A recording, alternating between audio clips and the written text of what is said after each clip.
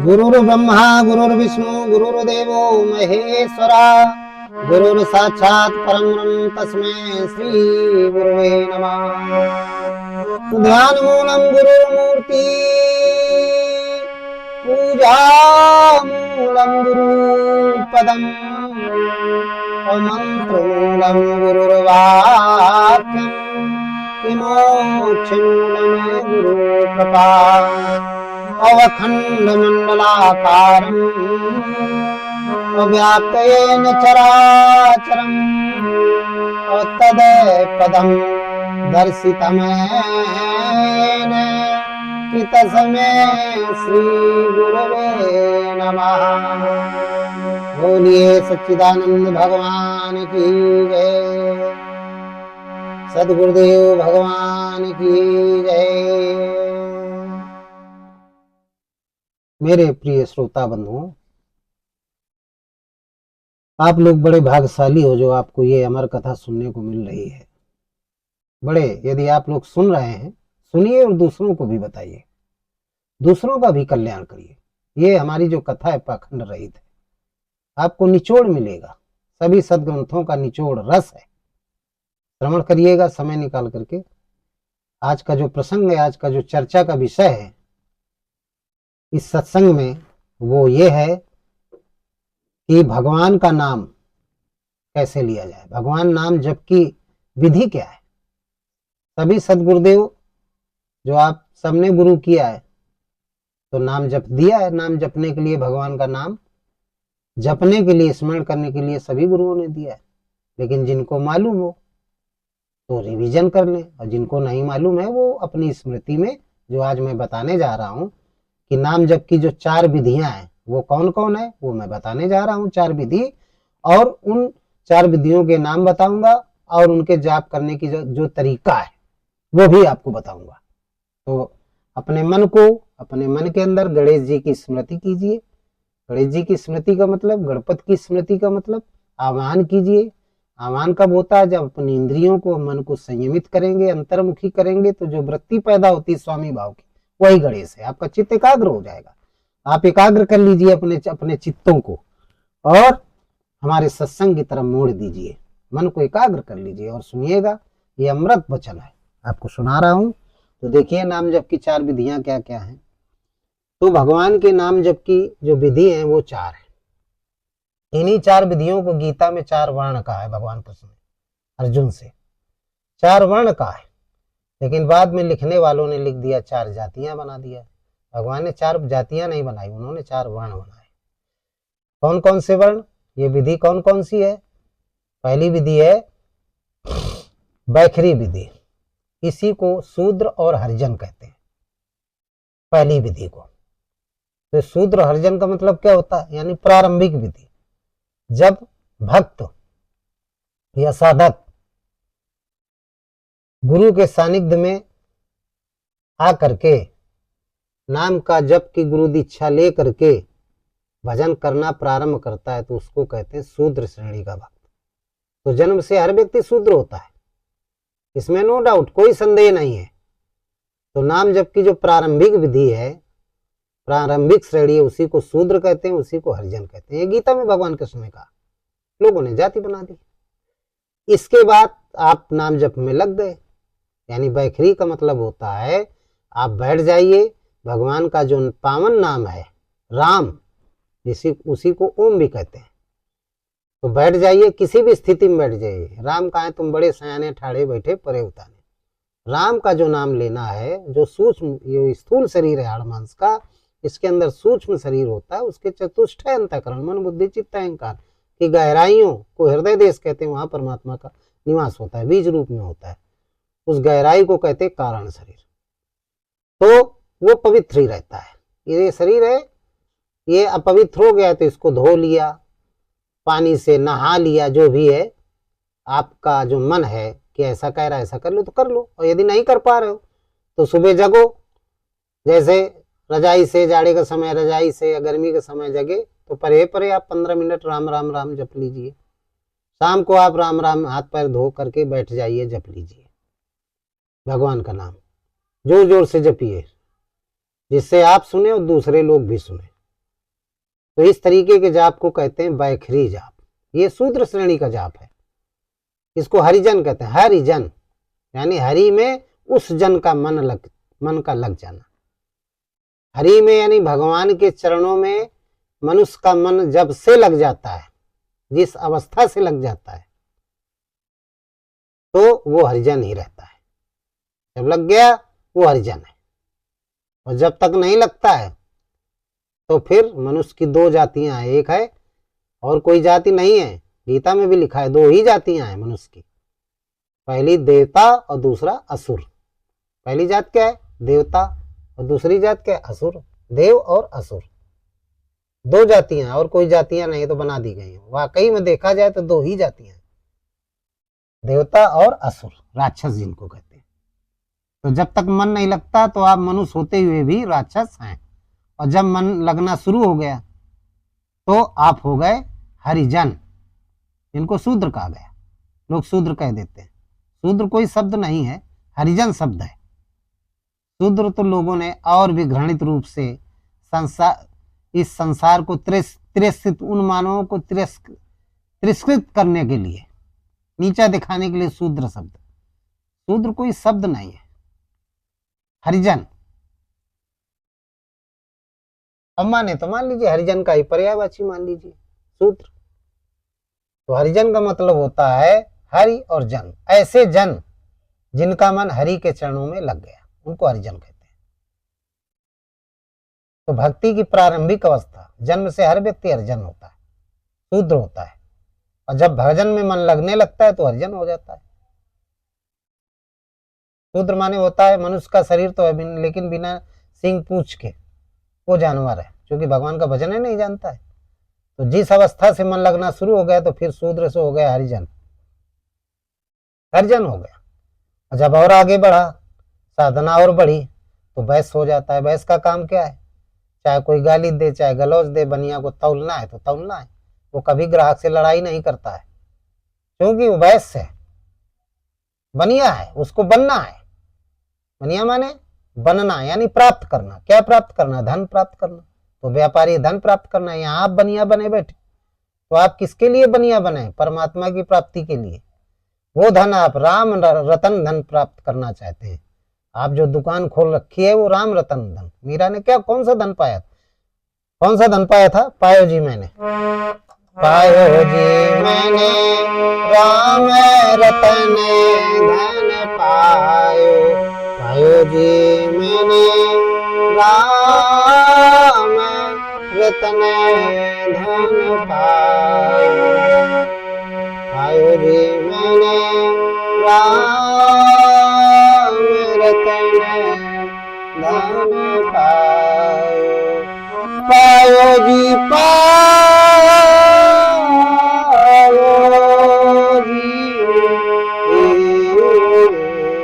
पायो जी मैंने राम रतन धन पायो। तो ये राम रतन धन है।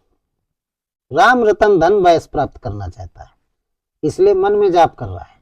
धीरे धीरे बैठ करके मन में जाप करिए। तो दूसरी श्रेणी का जो साधक होता है वो वैश्य होता है। स्वयं मन में जाप करो, आप ही सुनो, आप ही बोलो, कोई दूसरा अगल बगल वाला ना सुन पाए। ये वैश्य श्रेणी का जापक है, जाप करने वाला साधक है, भक्त है। तो दूसरी जो जाप करने की, नाम जप करने की जो विधि है उसको कहते हैं वैश्य, यानी बैखरी। बैखरी माने वैश्य। और जब और आगे साधना उन्नत हुई, इंद्रियां संयमित हुई, मन एकाग्र हुआ, तो फिर वो तीसरी श्रेणी में पहुंच जाता है। उसको कहते हैं क्षत्रिय श्रेणी, उसको पश्यंती कहते हैं। तीसरी श्रेणी कौन हो गई? पश्यंती। पहली बैखरी, दूसरी मध्यमा, और तीसरी मध्यमा को ही वैश्य कहते हैं, और तीसरी पश्यंती। पश्यंती को ही क्षत्रिय कहते हैं। पश्यंती में क्या होता है? इस तीसरी श्रेणी में, तीसरी श्रेणी में फिर जो मुख से आप मन में ओठों से राम राम जप रहे थे, मध्यमा में जिसको वैश्य कहते हैं, ये छूट जाती है। फिर पश्यंती, पश माने देखना। किसको देखना? श्वास को देखना। श्वास आपने लिया नाक से तो कहाँ तक गई? नाभि तक गई, यहाँ तक, तोंदी तक गई, और थोड़ी देर रुकी, इसके बाद फिर उसी रास्ते से वापस आ गई। ये श्वास का आना और जाना। श्वास का आना और जाना ये पश्यंती है। श्वास को देखना ही पश्यंती विधि है। तो आप मन को श्वास में लगाएं, कब श्वास नाभि तक आई और कब गई। इसके बाद उस पर ध्यान लगाएं तो एक आवाज आती है ओम या राम की ही आवाज आती है। पश्यंती विधि में संसार के जितने 7 करोड़ मंत्र हैं, राम और ओम के अलावा वो पश्यंती विधि में नहीं ढल पाते। इसलिए जो योगी लोग हैं, जो ब्रह्म तत्व को जानने वाले लोग हैं, वो केवल ओम और राम का ही नाम बताते हैं। वैदिक काल में ओम शब्द जपने के लिए बताया गया, भक्ति काल में राम, और वैदिक में ओम भी बताया गया, ओम और राम दोनों बताया गया वैदिक काल में, और भक्ति काल में राम जपा।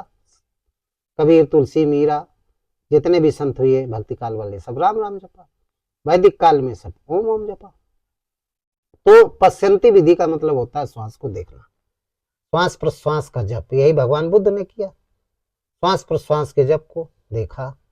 अपने बिच्छुओं से कहा श्वास और प्रश्वास के जप को देखो, श्वास कब गई और कब आई, इसमें आप राम नाम डाल दो। श्वास से जपोगे, राम नाम डाल दिया, पश्यंती हो गई तीसरी श्रेणी। सारे जितने विकार हैं इसी को जप यज्ञ कहते हैं। जो 14 यज्ञ गीता में बताए गए हैं, जो सबसे श्रेष्ठ यज्ञ है वो है जप यज्ञ। इसमें इस यज्ञ में क्या होता है, यज्ञ में होता क्या है, भौतिक दृष्टि से कुंड बनाया जाता है आगे का, उसमें तेल जौ का हवन घी का किया जाता है। इस यज्ञ में किसका हवन होता है, काम क्रोध मद लोभ ईर्षा द्वेष पाखंड जितने भी आसुरी वृत्तियां उनका हवन होता है। जब राम का नाम लेंगे आप श्वास के माध्यम से, तो इन सबका हवन होगा, उसमें सब जलेंगे, और जब सब जल जाएंगे तो यज्ञ आपका पूरा हो जाएगा। और जब ये यज्ञ आपका पूरा होगा तो बचेगा क्या, उससे कौन निकलता है, उससे अग्निदेव निकलते खीर लेकर के। तो खीर क्या है, दैवी संपत्ति है। ज्ञान वैराग भक्ति भाव दया धर्म तेज प्रज्ञा, ये 26 प्रकार के जो लक्षण हैं, सद्गुण हैं, ये आते हैं, ये प्रकट हो जाते हैं, इनको खीर कहते हैं। और इनको खाता कौन है, राजा दशरथ की पत्नियां, राजा दशरथ की पत्नियां सुमति कुमति और सुसुमति, इनको कौशल्या केकई और सुमित्रा कहते हैं। राजा दशरथ कौन है, 10 इंद्रियों की निरोधमयी वृत्ति दशरथ है, मन सहित 10 इंद्रियों की निरोधमयी वृत्ति दशरथ। राम का जन्म हो जाता है, राम प्रकट हो जाते हैं, तो वो उसको परावाणी कहते हैं। पश्यंती के बाद क्या आता है, राम जब प्रकट हो जाते हैं तो राम बताने लगते हैं हनुमंता के रूप में, उपद्रष्टा हनुमंता चा भर्ता भोक्ता महेश्वरा परमात्म व्यक्ति चाप युक्ति देह अस्मिन पुरुषा परा। ये गीता में भगवान कृष्ण ने कहा। वो हनुमंता हो जाता है, आपको बताने लगेगा, आपकी आत्मा जागृत हो जाएगी, त्रिकालदर्शी हो जाएगी। सबसे बड़ा ज्योतिषी है आपकी स्वयं की आत्मा, जिसको परमात्मा कहते हैं। क्या आगे होने वाला है, सही क्या गलत होने वाला है, सब कुछ आपको मालूम हो जाएगा। किसी भाट बद्दरी को हाथ नहीं दिखाना पड़ेगा। तो कहने का मतलब है कि ये 4 विधियां, ये आराधना की 4 विधियां। आप जब भी पूजा पाठ करें कोई भी सदगुरु, तो गुरु अच्छा होना चाहिए। देखिए, पहले जानो फिर मानो, गुरु करो जान के और पानी पियो छान के। आपको जब तक सच्चा गुरु नहीं मिलेगा, विधि नहीं बताएगा, आपका भवसागर से बेड़ा पार नहीं हो सकता। टोटा रतन वाली कहानी होगी, राम नाम जपोगे जपते रहोगे। जैसे एक हम कहानी आपको सुनाने जा रहे हैं, बड़ी अच्छी कहानी है, आप लोग सुनिएगा, 5 मिनट की है कहानी। क्या कहानी, एक संत जी थे बाबा जी, और बाबा जी अपने आश्रम में एक तोता को पाले थे, सुआ को, पिंजड़े में वो बंद रहता था, और पिंजड़े में उसको बंद करके रोज आते थे और उससे कहते थे सुग्गा बोलो राम राम, सुग्गा बोलो सीताराम, बोलो सीताराम। तो एक सुग्गा ने कहा इसको बोलने से क्या होगा, बोले तुमको मुक्ति मिल जाएगी, भगवान मिल जाएंगे, तुम्हारे अंदर भी राम है। तो सुग्गा बोलता था, आए उसको खाना पानी दे महात्मा जी, और वो बोले सुग्गा बोलो सीताराम, तो बोलता था सुग्गा बोलो सीताराम। वो कहता था सीताराम सीताराम राम राम, ऐसे बोलता था। बहुत समय बीत गया और पिंजड़े में बंद रहता था। तो बोला सुग्गा, तोता बोला कि अरे भगवान के मिलने की तो दूर की बात है बाबा, अच्छा मुझको कैद कर लिया, मैं बढ़िया जंगल में रहता था, अच्छे अच्छे आम के फलों को खाता था, सुंदर सुंदर मीठे फल खाता था, अच्छा इसके जाल में फंस गया और कह देता है कि तुम्हें भगवान मिलेंगे। अरे पहले मैं इस जेल से तो छूटूं, भगवान तो बात की बात है, कैसे छूटूं। तो एक दिन सुग्गा ने कहा कि बाबा जी हमें छोड़ दो। बोले छोड़ देंगे, चिंता मत करो, राम राम जपो, सीताराम जपो। बेचारा जपता था इसी आशा में। आशा लाग रहा तन श्वासा जीवे कोटि बरिस, कि उधो मन न भय 10-20। गोपियों ने उधो से कहा एक मन हो तो जप ले, एक मन तो हमारा जो है कृष्ण के साथ ही चला गया है, अब दूसरा मन ही नहीं है, किस मन से तुम्हारे ज्ञान के उपदेश को सुनो। तो इसी तरीके से सुग्गा जो तोता था बड़ा निराश रहता था। एक दिन क्या हुआ, एक दूसरे महात्मा आ गए। जब दूसरे महात्मा उस आश्रम में आ गए तो जो उस आश्रम के चीफ थे, महात्मा थे मुख्य, जो सुग्गा को पाला था, उन्होंने आए हुए महात्मा से कहा कि महात्मन मैं थोड़ा बिजी हूँ, आज हमारे सुगा को जो पिंजड़े में तोता कैद है उसको आप ये खाना खिलाओ और राम राम उसको पढ़ाओ। बोले ठीक है महाराज। वो गया तो बोले क्या पढ़ाना है। बोले ये कहना है कि सुग्गा बोलो सीताराम। खाना पानी दिया पिंजड़े के धीरज से और बोला कि तोता सुग्गा बोलो सीताराम।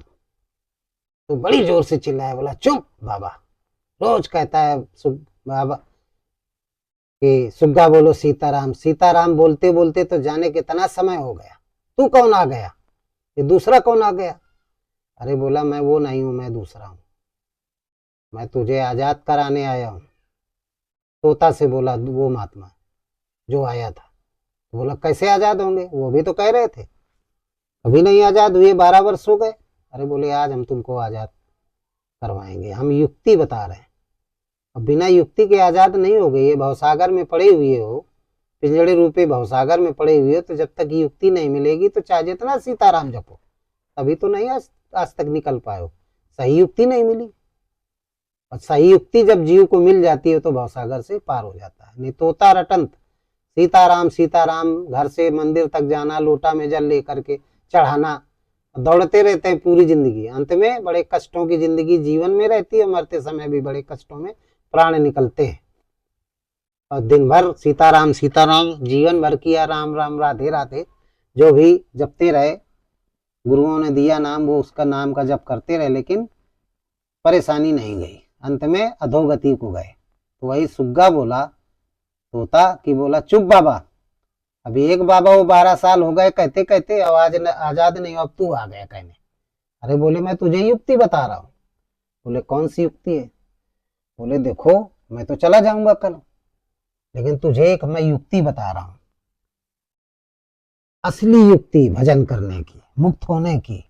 बोले कौन सी युक्ति है। तो बाबा जी ने कहा कि सुग्गा कल तू ऊपर को पैर करके पिंजड़े में लेट जाना, बिल्कुल अचेत अवस्था में। जब तेरे बाबा जी आए और कहें कि सुग्गा बोलो सीताराम, तो तुम्हें बोलना नहीं, तुम चुपचाप पड़े रहना, मौन। हिलाएं डुलाएं तो तुझे हिलना डुलना नहीं है, बिल्कुल मौन चुपचाप पड़े रहना है। जब पड़े रहोगे तो जान जाएंगे कि तू मर गया है, निर्जीव हो गया है। तो वो स्वयं खोलेंगे या किसी से खुलवाएंगे गेट पिंजड़े का, और तू बिल्कुल ध्यान लगाए रहना, लखन लाल बन जाना, लखना चित्त को ध्यान लगाए रहना कि कब गेट खुला, तो तू फुर दे उड़ जाना, तो आजाद हो जाएगा। ये युक्ति है, इस भवसागर से मुक्त हो जाएगा, मैं तुझे युक्ति बता देता हूँ।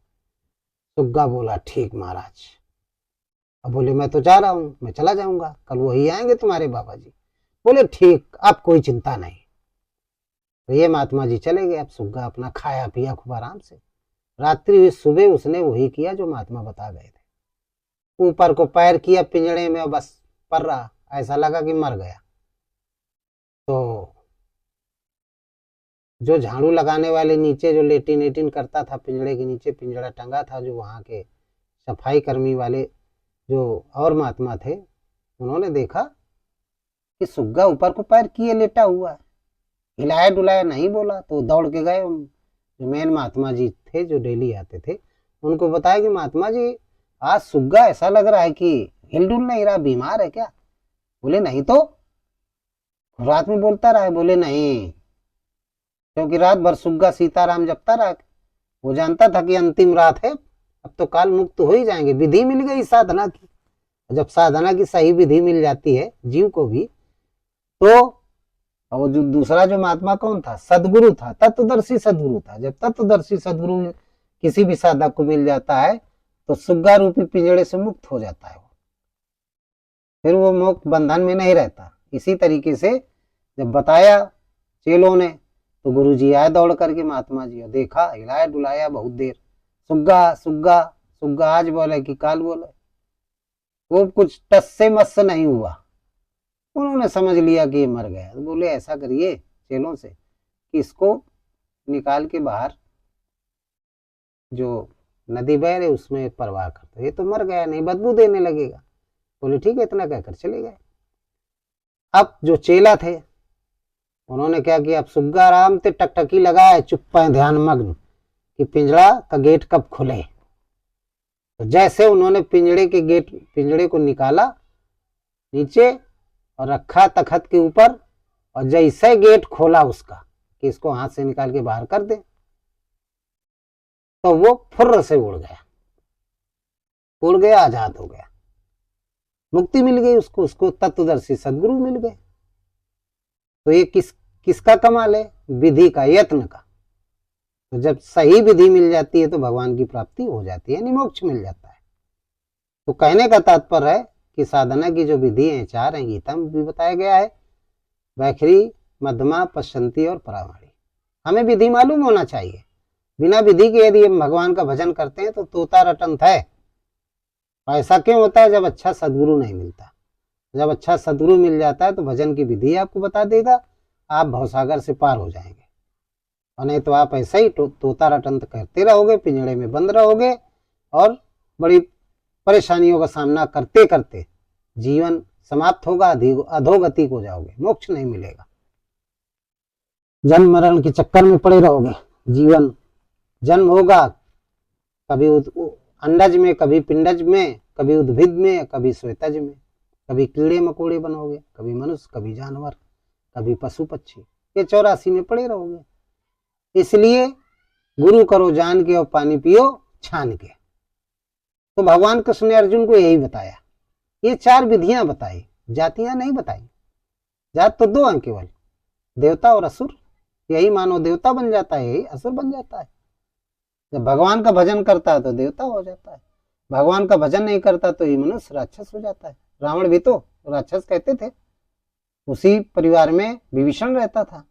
कंस था, वो भगवान कृष्ण का पारिवारिक था, मामा था। तो ये देवता स्वरूप थे, परमात्मा थे, वो राक्षस उसको कहा गया। तो मानव ही देवता है, मानव ही राक्षस। कोई राक्षस अलग से नहीं होते कि अलग से कोई अलग वैरायटी हो, ना, ये मानव ही है। कर्मों के आधार पे देवता बनता है, कर्मों से ही राक्षस बनता है। चलो इन्हीं मैं आशा करता हूं कि आपको ये बात समझ में आ गई होगी साधना की। तो आप लोग इसी विधि के अनुसार आप जाप करिए भगवान का, वो हृदय स्थित परमात्मा आपका कल्याण करेगा। इन्हीं शब्दों के साथ आज का हम प्रसंग समाप्त करते हैं। बोलिए सद्गुरुदेव भगवान की जय, सच्चिदानंद भगवान की जय, संत समाज की जय, भक्त समाज की जय। सर्वे भवन्ति सुखिना, सर्वे सन्तु निरामया, सर्वे भद्राणि पश्यन्ति, मा कश्चित् दुःखभाग् भवेत्।